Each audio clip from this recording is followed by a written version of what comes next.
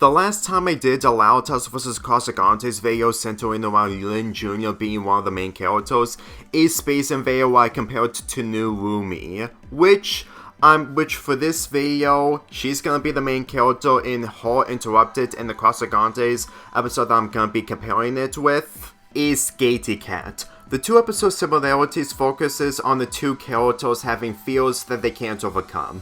In the Loud House episode, Lynn Jr. is afraid of puking while being on a huge roller coaster in Dairyland, and it's her secret that she's keeping in front of from her friends. While in the Casagrandes episode, after failing to do a 1080 spin after doing a 720 spin, Ryan crashed, which developed her fear of boarding, which for me personally is a nuance for her character development, which is really interesting considering that she's been skating since her appearance of the Loud House. But since I talked about the two plots of the episodes, there really isn't a lot to talk about when it comes to how the characters get themselves into while trying to get themselves out of the situation, considering that that's what Lynn Jr. and Ryan are doing in these two episodes. Now, I'm gonna be perfectly honest with you guys, since I'm not gonna be doing that sequel, the broken character development of Lincoln Loud video anytime soon.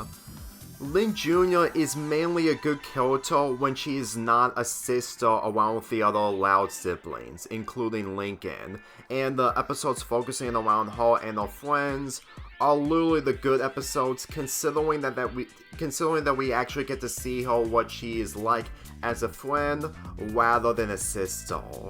If Lynn Jr.'s friends were the Loud siblings, I'm pretty sure it wouldn't turn out good, knowing full well that Lynn Jr. would have been a lot more unlikable. And just by looking at her friends in this episode, knowing full well that they're mainly the ones who want to go on the roller coaster, while Lynn Jr. is just preventing it from happening, she would have done a lot more unlikable things to the Loud siblings when it comes to how she's portrayed in those episodes while she's with her sisters in the later seasons. Especially when she's paired with Lincoln, which is really sad considering that Dis the Cook, if I ever found a Casagrandes episode to compare it with, is literally the only episode where it was actually something that the Taunting Hour should have been when it comes to a Lincoln and Lynn Jr. pairing episode. In Season 4, when she got a few good episodes, despite with a bad episode, it's really depressing on how that she's only good at being a friend rather than being a sister. And through the majority of the episode where she's just preventing the inevitable, it's predictable, sure, but at the same time, it's really common when it comes to kids at Lynn Jr.'s age, where she's just preventing the inevitable because she's just trying to keep her secret. And the same thing applies to Ryan, even though that she developed a new feel after failing to do a 1080 spin. In Skatey Cat, it really feels like that they really wanted Ryan to have some nuance when it comes to her developing new things. And to tell you the truth, this is the development and focus that we should have gotten since the spin-off became a thing. And with this being in Season 3, well, it's a mixed bag, I really felt like that there was a lot to go with when it comes to Ryan's character, since that she has a fear of boarding after failing to do a 1080 spin.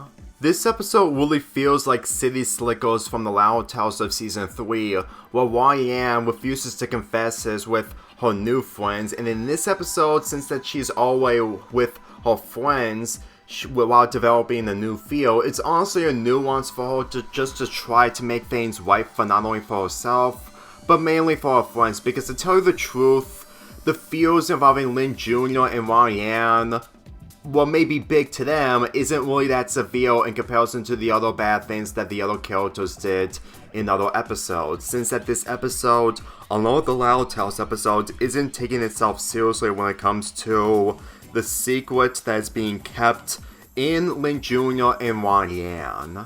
Believe me when I say this, I've seen a lot of skateboarding videos, even if I'm not into skateboarding, mainly the fails that they did, and I even saw a video involving skateboarding while someone was bleeding after crashing.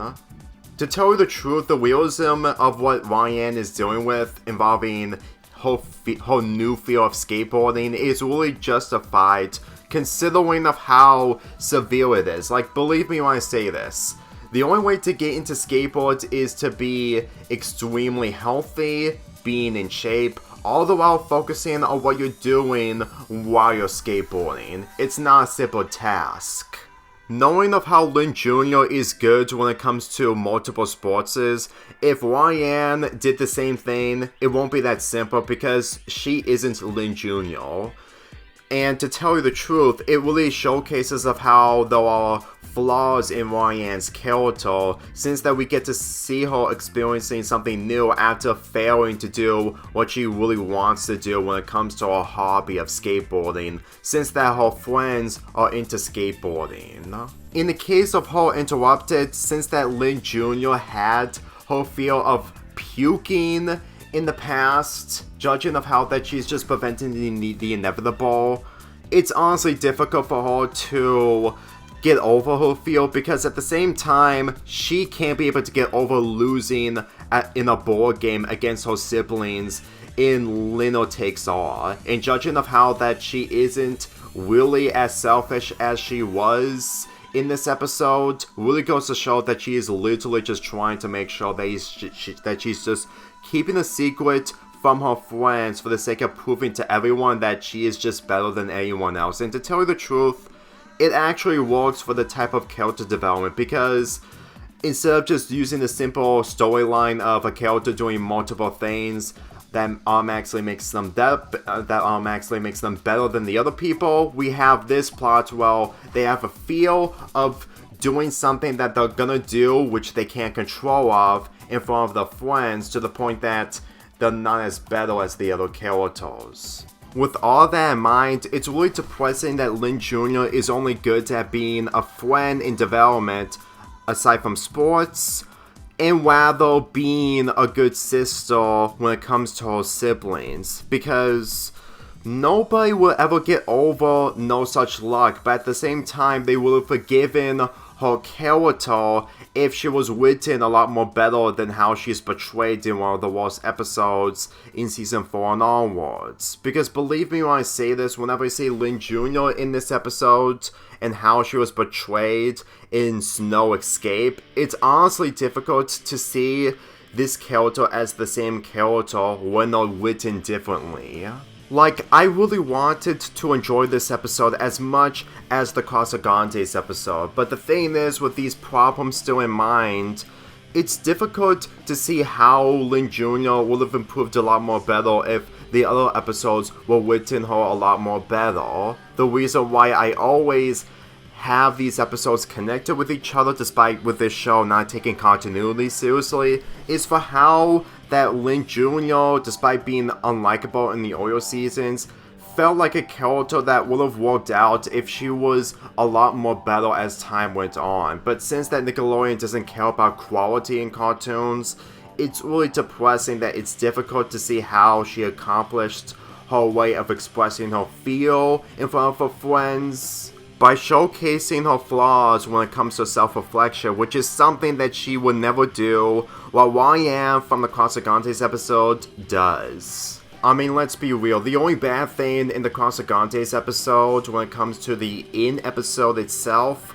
without including the other episodes from before and after, is mainly Sergio making fun of Ryan, and to tell you the truth, it's literally irritating, and it literally does nothing other than just poorly made and obnoxious writing from Sergio. Well, not really writing from Sergio, but mainly comedy from Sergio that really falls flat. I can really tell onto why that people just cannot stand Sergio, considering that as well as while Carla at least tries, Sergio is not even trying in the slightest. I like to point out that in the Casagrandes episode, Ryan was video chatting Lincoln a few times in this episode, and she took inspiration when it comes to the things that Lincoln is showing her. And to tell you the truth, knowing full well that Ryan is willing to make sure that she prevents herself from doing anything involving skateboarding is honestly a huge improvement over what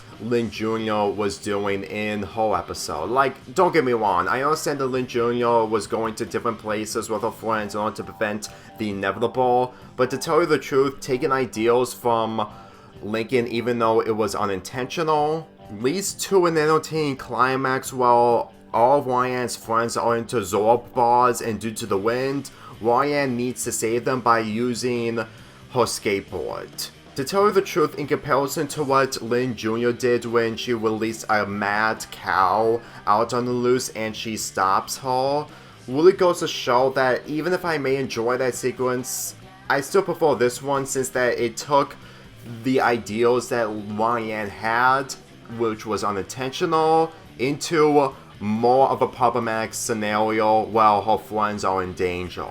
If you ask me, this is the type of plot that you would have seen in the Loud Tales if Lincoln was taking the role of Ryan, and the role of Ryan's friends would have been Lincoln's friends or Lincoln's sisters. Which really feels accurate considering of how this whole Zorb ball thing was a huge mistake, since that Lincoln didn't tell Ryan to do anything involving the Zorb ball, when it's mainly what some of Lincoln's pets do. Though then again, for how Lynn Jr. manages to get the cow back into its pen is impressive, but at the same time, after seeing the Casagrandes episode again, I've seen much more better. Just because there's an animal on the loose doesn't automatically mean that you have the better climax. It's just my opinion when it comes to these two episodes. As for Lynn's friends who manages to go on the ride while Lynn decides to not go on the ride, which leads to her puking after eating all the cheese and milk, along with the other ending where Ryan does a 1080 spin. But I'm sorry, it wasn't enough to make me convinced that the Lynn Jr. episode is the better episode after thinking too much involving the episodes before and after. You can say all you want that the argument can apply to the Casagrandes episode, but to tell you the truth, it's a different story considering they took Ryan's character seriously. Like, there may be a few occasions where she's terrible, mainly the I Breakfast Spot episode, but at the same time, she doesn't have a lot of bad episodes when it comes to the spin-off. The main series I've already talked about, Save the Date, but at the same time, she's at least slightly better over Lynn Jr. Granted, the relationship that she has with Lincoln is a different story, but at the same time, she is better written than Lynn Jr. So with that being said, you can tell that the Casagrandes episode wins over the Loud House episode, which is really a shame considering I would have taken the Loud House episode seriously if it actually knew what it was doing before and after. Like, for an episode centered around Lynn Jr., it was bound for me to compare that episode to a Casagrandes episode, but keep in mind, just because Lynn Jr. hates losing doesn't mean I'm showing favoritism towards her, and I wasn't showing favoritism towards the Casagrandes either. I know it's really becoming a lot more difficult to find a character to find positive traits, but at the same time when the negative traits are so in the way to the point that it's becoming a huge problem with those characters, then it's difficult to see the positive traits. Granted, it came to a point where people stopped watching the Loud Tales due to these problems, and the reason why it kept going on is because I'm not like other fans when it comes to giving up on the show, but at the same time, it's mainly focusing on what the show can do when it comes to the negative aspects along the way. Because believe me, there may be a few occasions where the good episodes in the later seasons can instantly make up for the bad ones when they don't get overshadowed. Because let me tell you, when you get overshadowed, there's a point onto why the good qualities don't mean anything, and when they don't get overshadowed, it's literally a positive trait that can instantly save an episode or anything in general. But at the end of the day, just by seeing these episodes and comparing them since this year began, even though I started back in May of 2022, there was so much to understand from these two shows to the point that there are nuance whenever you look into these shows again and again, to the point that I may not be the Loud Tales critic or the other people who have been reviewing the Loud Tales even to this day, but I'm still mainly just giving my perspective on what I feel involving the two shows, even after a year since the spin-off came to an end. So with the point going to the Casagrandes, I'm giving the Loud Tales episode a 6 out of 10, while the Casagrandes episode gets a 7 out of 10.